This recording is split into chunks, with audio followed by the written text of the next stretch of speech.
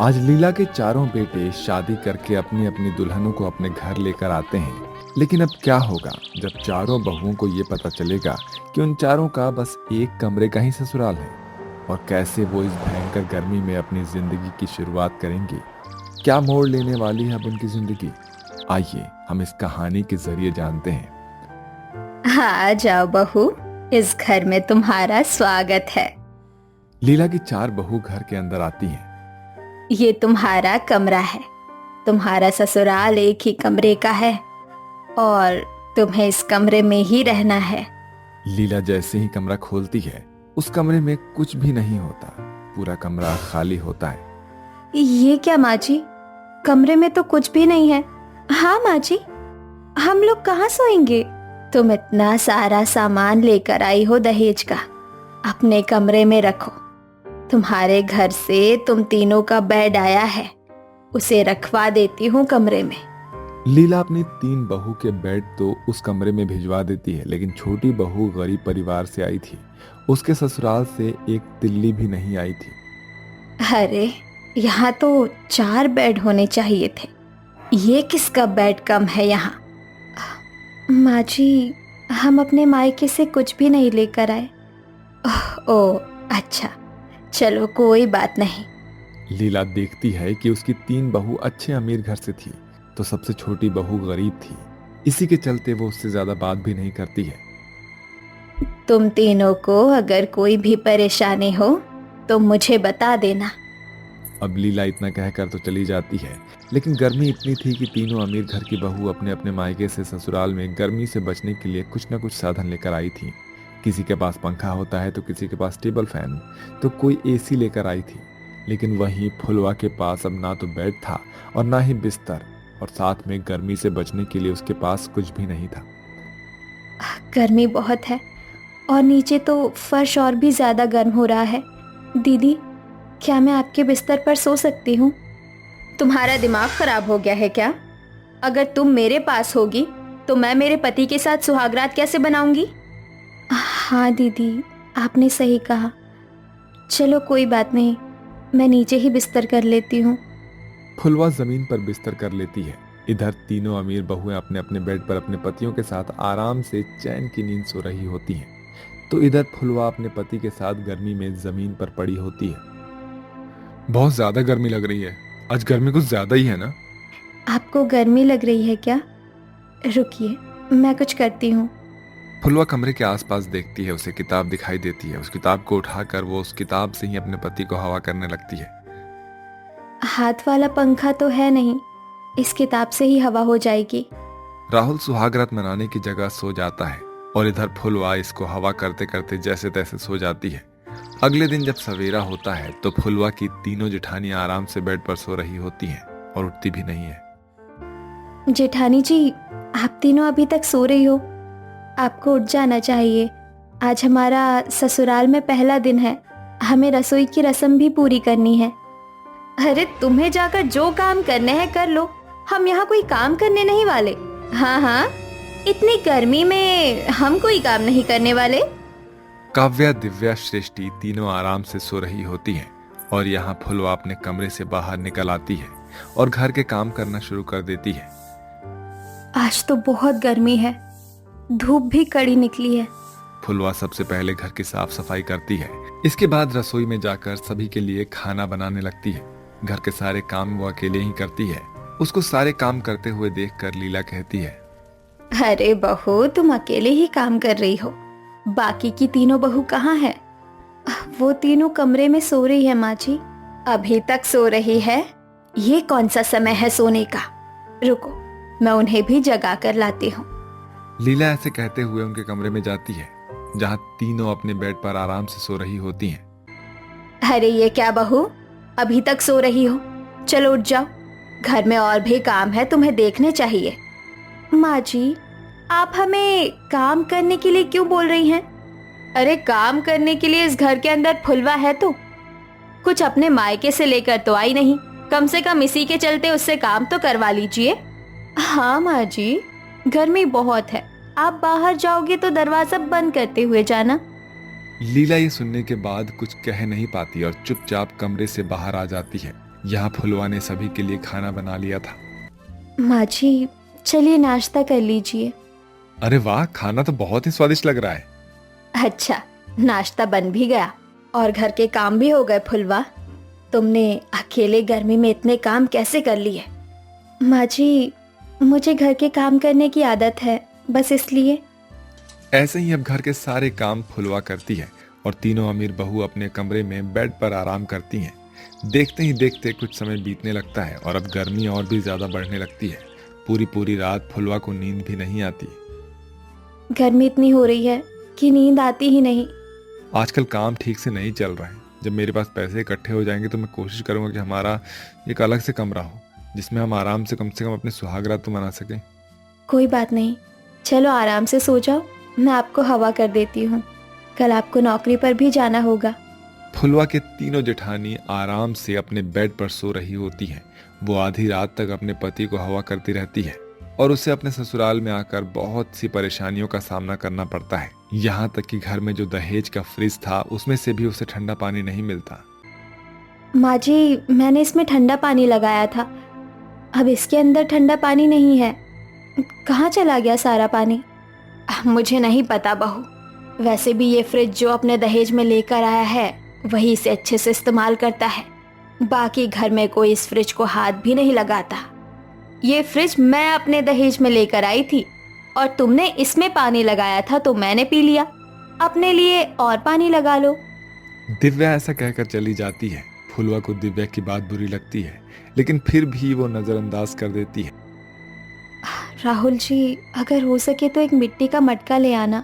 गर्मी में साधारण पानी पिया नहीं जाता। मिट्टी के मटके में जो पानी होगा वो थोड़ा सही होगा, ठंडा भी और पीने में भी। ठीक है, आज शाम को मैं ले आऊंगा। राहुल ऐसा कहकर अपने काम पर चला जाता है। शाम को वो मिट्टी का मटका लेकर आता है। ऐसे ही उनके दिन बीत रहे थे। एक दिन फुलवा सब्जी मंडी जाती है, जहाँ से वो सब्जियां खरीदती है और रास्ते में घर वापस लौटते समय उसे एक जगह बहुत भीड़ दिखाई देती है। ले लो लॉटरी के टिकट ले लो। जिसकी लॉटरी खुलेगी उसे मिलेगा अपना खुद का एक फ्लैट। ले लो लॉटरी का टिकट ले लो। क्या सच में लॉटरी काम करेगी? क्या मुझे लॉटरी लेनी चाहिए? मेरे पास थोड़े से पैसे बचे हैं, लेकिन फिर माँ जी को क्या जवाब दूंगी? फुलवा वहां से थोड़ी दूर चलने के बाद आगे जाकर रुकती है और फिर वापस लौटकर उस आदमी से लॉटरी की टिकट ले लेती है। जब वो घर पर आती है तो अचानक से बेहोश हो जाती है। अरे अरे, ये क्या हुआ बहू? तू बेहोश हो गई? अरे राहुल, राहुल कहाँ हो तुम? जल्दी से यहाँ पर आओ। लीला जब राहुल को बुलाती है तो वो फुलवा को गोदी में उठाकर घर के अंदर लेकर जाता है और डॉक्टर को भी बुलाता है। इन्हें गर्मी से चक्कर आ गए थे, कोशिश करना कि इन्हें थोड़ा ठंडा वातावरण मिले घर के अंदर। डॉक्टर इतना कहकर चला जाता है, जिसके बाद लीला अपनी तीनों अमीर बहुओं को बुलाकर कहती है, ये सब तुम तीनों की वजह से हुआ है। देख रही हो, तुम तीनों ने अपनी अमीरी के घमंड में इस बेचारी के ऊपर जरा भी ध्यान नहीं दिया और आज उसकी इतनी हालत खराब हो गई है कि वो बिस्तर में पड़ गई है। तुम इतनी अमीर होने के बाद इतनी ज्यादा खुदगर्ज होगी, इसका मुझे अंदाजा भी नहीं था। पूरी रात बेचारी फुलवा बिना हवा में सोती है। क्या तुम्हें कभी दिखाई दिया है? लीला की ये सारी बातें सुनकर तीनों बहुओं को अपनी गलती का एहसास होता है। माँ जी, आपने बिल्कुल सही कहा। हमें हमारी देवरानी के साथ ऐसा नहीं करना चाहिए था। हम ज्यादा ही सेल्फिश हो गए थे और हमने फुलवा को बहुत ज्यादा अमीरी का घमंड भी दिखाया। बेचारी गर्मी में घर के अंदर सारे काम करती रही और हम आराम करते रहे। माँ जी, हम माफी मांगते हैं और अब से हम ऐसी गलती दोबारा नहीं करेंगे। इस तरह से उस दिन के बाद से दिव्या, काव्या और सृष्टि तीनों घर के सारे काम करते हैं और घर को भी संभालती हैं। और यही नहीं, वो साथ के साथ फुलवा की देख रेख भी अच्छे से करती हैं। 2 दिन बाद जब फुलवा की तबीयत ठीक हो जाती है तो उसके घर पर एक आदमी आता है और उससे कहता है, मैंने जितने भी लोगों को लॉटरी का टिकट बेचा था उनमें से किसी की लॉटरी नहीं खुली है। मैं एक बार तुम्हारी लॉटरी का टिकट देखना चाहता हूँ। फुलवा लॉटरी की टिकट दिखाती है। अब मुबारक हो, तुम्हारी लॉटरी खुल गई है और तुम्हें एक बहुत बड़ा फ्लैट मिला हुआ है जिसमें बहुत सारे कमरे भी होंगे और साथ ही साथ हर कमरे में एसी लगा होगा। तुम तो बहुत किस्मत वाली हो। ये सुनकर घर के सभी लोग बहुत खुश हो जाते हैं। साथ में फुलवा भी। सुना आपने राहुल जी, अब हमारे पास खुद का बहुत बड़ा फ्लैट होगा और हम उसमें आराम से रहेंगे और इसी के साथ हमारी सुहाग रात भी मनेगी। फुलवा बहुत खुश होती है। अब फुलवा पूरे परिवार को अपने लॉटरी में निकले फ्लैट में ले जाती है, जहां सभी के पास अपना अपना खुद का कमरा होता है और उसमें बेड, एसी सब कुछ होता है। अब पूरा परिवार एक साथ खुशी खुशी रहने लगता है और पहली बार फुलवा की सुहाग रात उसके एसी वाले कमरे में मनती है। इसलिए दोस्तों कहते हैं कि तकदीर इंसान को कब कहां पहुंचा दे ये किसी को नहीं पता, इसलिए हमेशा अपना व्यवहार अच्छा रखें। माँ जी, गुड मॉर्निंग, ये लीजिए चाय। गुड मॉर्निंग बहू। अच्छा, तूने मेरे को तो चाय दे दी, अपनी देवरानी को दिया या नहीं? नहीं माँ जी, बस मैं देवरानी जी के कमरे में ही जाने वाली थी।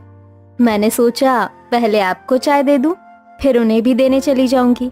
कोई जरूरत नहीं है जेठानी जी, आज मैं खुद ही आ गई माँ जी के पास चाय पीने के लिए। गुड मॉर्निंग माँ जी। गुड मॉर्निंग मेरी स्वीट बहू। ऐसा कहकर ममता और तमन्ना दोनों सास बहू मिलकर चाय पीती हैं और वहीं मुस्कान उनकी शक्ल देखती रह जाती है। कुछ देर बाद तमन्ना अपनी जेठानी से कहती है, जेठानी जी, आज मुझे सैंडविच खाने का बड़ा ही मन हो रहा है, साथ में अगर मैगी भी मिल जाता तो मजा ही आ जाता। वो तो ठीक है देवरानी जी, लेकिन पहले मैं सोच रही थी कि घर वालों के लिए नाश्ता तैयार कर दूं। उसके बाद आपने जो बोला है मैं बना देती। ओह, मुझे पता था आप ऐसा ही बोलने वाली है। खामखा ही मैंने अपना मूड खराब कर लिया, इससे अच्छा तो मैं ऑनलाइन ऑर्डर कर लेती। अरे बहू, तेरी माँ जैसी सास के होते हुए तुझे अपना मूड खराब करने की कोई जरूरत नहीं है। मुस्कान बहू, ये तुम क्या कह रही हो? अगर तमन्ना ने तुम्हें कोई काम सौंपा है तो पहले तुम वो करो। अरे नाश्ते का क्या है, हम थोड़ा लेट खा लेंगे। जी माँ जी, जैसा आप कहें। इस तरह मुस्कान अपनी सास ममता की बात काट पाती है और वो किचन में जाकर सबसे पहले अपनी देवरानी के लिए सैंडविच और मैगी बनाती है और बनाने के बाद वो अपनी देवरानी के कमरे में जाती है, जहां तमन्ना ने पहले ही अपने बेड पर बहुत सारे एक्सपेंसिव ड्रेसेस फैला रखे थे। अरे वाह, कितने अच्छे अच्छे ड्रेस हैं। मेरा भी मन करता है कि मैं भी ऐसी ड्रेस सिलूं और पहनूं, लेकिन कोई बात नहीं। वैसे क्या बात है, यहाँ तो काफी ठंडक महसूस हो रही है। अच्छा हाँ, देवरानी जी के कमरे में तो एसी लगा है और मेरे कमरे में तो एक कूलर तक नहीं है। खैर कोई बात नहीं, जो जिसके नसीब में होता है उसे उतना ही मिलता है। अरे तुम यहाँ वैसे क्या करने आई हो मेरे कमरे में? वो आपने सैंडविच और मैगी बनाने को कहा था ना, मैं बस वही लेकर आई हूँ। अरे जब तुम लेकर आ ही गई हो तो फिर किस चीज का मुहूर्त देख रही हो? इसे क्या तुम मेरे सर पर रखने वाली हो जो तुम इसका इंतजार कर रही हो? अरे साइड में रखकर जाओ यहाँ से। जी। ऐसा कहकर मुस्कान अपना मुंह लटकाकर रोते हुए अपने कमरे में चली जाती है। वो किसी को अपने दिल की बात नहीं बताती, लेकिन रोते हुए उसका पति हर्ष उसे देख लेता है। क्या हुआ मुस्कान, तुम रो क्यों रही हो? किसी ने तुम्हें फिर से कुछ कहा क्या? नहीं तो किसी ने कुछ नहीं कहा, मैं रो थोड़ी रही हूँ, मेरी आंखों में कुछ चला गया है। मैं समझता हूँ मुस्कान कि तुम किस दौर से गुजर रही हो, लेकिन अब मैं क्या करूँ?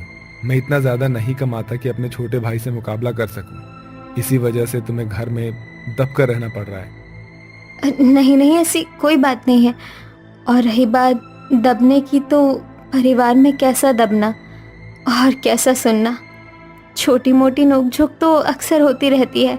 सच में मैं तुम्हें पाकर बहुत धन्य हो गया हूँ। वैसे कल तुम कुछ कह रही थी क्या? वो दरअसल बात कुछ ये है कि हर्षी, मैं अपने लिए एक ड्रेस सिलना चाहती हूँ, क्योंकि माँ जी की एनिवर्सरी आने वाली है, तो मेरे पास पहनने के लिए कोई खास ड्रेस नहीं है। इसलिए मैंने सोचा कि मैं खुद से ही कोई ड्रेस बना लूँ। अरे वाह, हाँ वैसे तुम बना सकती हो, तुम्हें तो अच्छे से सिलाई भी आती है ना। बाकी किसी चीज में मेरी मदद चाहिए तो मुझे बता देना। जी बिल्कुल।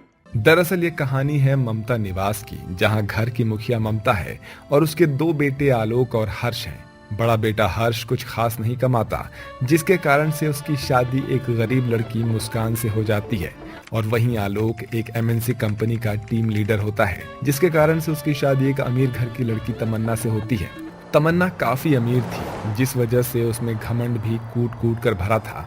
वहीं ममता की एनिवर्सरी कुछ दिन बाद आने वाला होता है, जिस कारण से दोनों ही बहुएं अपने ड्रेस की फिक्र करने लगती हैं। ऐसे ही दिन गुजरते जाते हैं और एक दिन ममता अपने कमरे में अपने आप से कहती है, यार ये क्या हो गया?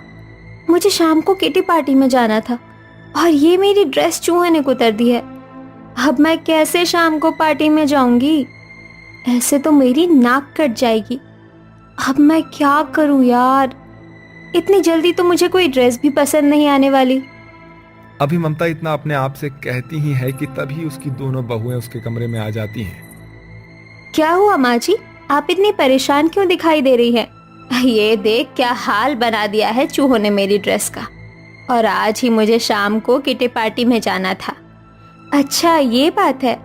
आप एक काम कीजिए, आप मेरी ड्रेस पहनकर चली जाइए। नहीं तमन्ना बहू, ऐसा नहीं हो सकता। तुम्हारा और मेरा साइज बहुत अलग है और अब मुझे समझ नहीं आ रहा कि मैं क्या करूं। माँ जी अगर आप गुस्सा ना करे तो मैं एक बात कहूं? हाँ हाँ, अब तू भी अपना मुंह खोल ले। बता क्या कहना चाहती है। माँ जी मैं इस ड्रेस को काफ़ी शानदार और बेहतरीन बना सकती हूँ, अगर आप मुझे एक मौका दे दे तो। तू पागल हो गई है क्या? अब मैं तुझे इस ड्रेस पर कारस्तानी नहीं करने दूंगी। माँ जी कर लेने दीजिए, हम भी देखते हैं क्या ये कारस्तानी करती है। अगर इसने खुद का पोपट ना बना लिया तो आप मुझे कहिएगा। अरे पर माँ जी मुझे आप बस एक मौका दीजिए, मैं सच में इसे ऐसा बना दूंगी कि पूरी किटी पार्टी में सब लोग आपको ही देखेंगे। मैं बहुत ही अच्छी सिलाई और कढ़ाई करती हूँ। मुस्कान के इतना कहने पर ममता उसे एक मौका ये सोच कर दे देती है कि आखिरकार ये कपड़ा तो खराब ही हो गया है। इसके बाद मुस्कान उस कपड़े को अपने कमरे में ले जाती है और उसे अपने अकॉर्डिंग एक मॉडल वाला लुक के साथ ड्रेस को सिलने लगती है। कुछ घंटे की कड़ी मेहनत के बाद वो उस ड्रेस को सिलकर तैयार कर देती है और अपनी सास ममता को दे देती है। ममता भी उस ड्रेस को पहनकर अपनी किटी पार्टी में जाती है, जहां उसकी सहेलियां उसकी बहुत तारीफ करती हैं। वाह यार, ये ड्रेस तो सच में बहुत सुंदर है। हाँ ममता, अगर ऐसी एक और ड्रेस मिले तो तू मेरे लिए जरूर ऑर्डर कर लियो। हाँ हाँ क्यों नहीं, लेकिन मैं तुम्हें बता दूं कि इसे मैंने ऑर्डर नहीं बल्कि बनवाया है। इसे तो मेरी बहू ने बनाया है। सच में यार बहुत खूब। इस तरह ममता की किटी पार्टी में काफी तारीफें होती है। वहीं दूर खड़ी तमन्ना भी ये सारी बातें सुन लेती है। इस मुस्कान ने तो मेरे नाक में दम कर दिया है। इसने तो एक ड्रेस क्या बना दी, लोग इसके कायल हो गए हैं। कोई बात नहीं, माँ जी की एनिवर्सरी 2 दिन बाद आने वाली है। मैं अपने लिए एक ऐसी ड्रेस देखूंगी कि लोग देखते ही रह जाएंगे और वैसा ही मैं माँ जी को भी गिफ्ट कर दूंगी। इस बार मैं अपनी जेठानी से आगे होकर ही रहूंगी। ऐसा सोचकर तमन्ना अपने आप को सहानुभूति देती है। अब ममता की एनिवर्सरी में बस 2 दिन बचे थे, इसलिए तमन्ना अपने लिए ऑनलाइन एक्सपेंसिव ड्रेसेस देखती है। यार 50,000 की ड्रेस तो काफी चीप लगेगा। हाँ ये वाला बढ़िया है, 90,000 वाला। ये एक मैं अपने लिए और एक माँ जी के लिए ऑर्डर कर देती हूँ। ऐसा कहकर तमन्ना अपने और अपनी सास के लिए 2 ड्रेस ऑर्डर कर लेती है। कुछ समय बाद तमन्ना बहू, एनिवर्सरी में अब 1 ही दिन बचा है। तुमने अपने लिए ड्रेस ले ली? अगर ना ली हो तो मैं तुम्हें शॉपिंग कराने ले चलूं? नहीं नहीं माँ जी, आपको शॉपिंग कराने की मुझे कोई जरूरत नहीं है। मैंने पहले ही अपने लिए और आपके लिए भी एक बहुत अच्छा और महंगा ड्रेस खरीद लिया है। वो कल तक डिलीवर भी हो जाएगा। ऐसा बोलकर तमन्ना अपनी अमीरी का घमंड अपनी सास को दिखाती है। और मुस्कान बहू तू? वो माँ जी, मैं अपने लिए और आपके लिए भी एक बहुत सुंदर ड्रेस सिल रही हूँ, वो भी अपने हाथों से। देख बहू, कहीं तू मेरी एनिवर्सरी को खराब ना कर दे। कुछ ढंग का पहन लो, नहीं तो लोग तो यही कहेंगे कि एक बहू को मैंने सर पर चढ़ा रखा है और दूसरी को मैंने अपने पैर की धूल समझ रखा है। कहीं तू मेरी नाक मत कटवा दियो। नहीं नहीं माँ जी, ऐसा कुछ नहीं होगा, आप बेफिक्र रहिए। हाँ हाँ देखते हैं। ऐसा कहकर ममता वहां से चली जाती है। अब एनिवर्सरी तो कल ही है, मुझे जल्दी से अपने और माँ जी के लिए ड्रेस को पूरी तरीके से तैयार करना होगा। मुझे और भी खराब कपड़े और पुरानी साड़ियों की जरूरत पड़ेगी। एक काम करती हूँ, सारे कपड़े इकट्ठा करती हूँ। ऐसा कहकर मुस्कान घर के सारे कपड़ों को पहले इकट्ठा करती है और फिर दोबारा से सिलाई करना शुरू करती है। वहीं उसने पहले से ही अपने पति से कुछ सजाने के लिए लहंगे के जड़ी गोट मंगवा रखे थे। सारी चीजें तैयार करने के बाद वो जड़ी गोटन को भी लगा देती है और इस तरह से 2 शानदार लहंगा बनकर तैयार हो जाता है। ऐसे ही अगले दिन एनिवर्सरी में सभी लोग बस मुस्कान को ही देखते रह जाते हैं। अरे वाह मुस्कान बहू, तूने तो सच में कमाल कर दिया। क्या ड्रेस बनाया है इसने। अरे ममता बहन, सच में तेरी बहू तो लाखों में एक है। क्या गजब की कारीगरी पाई है इसने। सच में इसके सामने तो मेरा ये 90,000 का ड्रेस भी फेल है। पूरे पार्टी में बस मुस्कान ही अट्रैक्शन पॉइंट बनी हुई थी। चारों ओर बस मुस्कान की ही बातें चल रही थी। कुछ समय बाद ममता और उसका पति महेश एनिवर्सरी केक कट करने के लिए आते हैं और पार्टी को एंजॉय करते हैं। वहीं सभी अपना अपना गिफ्ट देते हैं, जहां तमन्ना के दिए हुए गिफ्ट से ज्यादा मुस्कान के दिए हुए गिफ्ट को लोग और उसकी सास ज्यादा पसंद करते हैं। ये सब देखकर तमन्ना काफी चिढ़ जाती है और वो पार्टी छोड़कर अपने कमरे में चली जाती है। मुस्कान बहू, क्या तुम मेरे लिए भी ऐसी ड्रेस बना सकती हो। हाँ हाँ चाची, क्यों नहीं। इसे बनाने में तो मैंने बस घर के रद्दी कपड़ों का इस्तेमाल किया है। तो बहू लगे हाथ तो मेरा भी एक ड्रेस बना देना। जितना चाहो मैं उतना पे कर सकती हूँ। इस तरह मुस्कान एनिवर्सरी में पहने हुए अपने ड्रेस से काफी ज्यादा फेमस हो जाती है और अब लोग तरह तरह के जगह से उसके पास ड्रेस बनवाने के लिए आने लगते हैं। इस तरह मुस्कान की किस्मत पूरी तरह से चमक जाती है और वो धीरे धीरे अपनी सफलता की बुलंदी की ऊंचाई छूने लगती है और इस तरह से वो लोग खुशी खुशी रहने लगते हैं।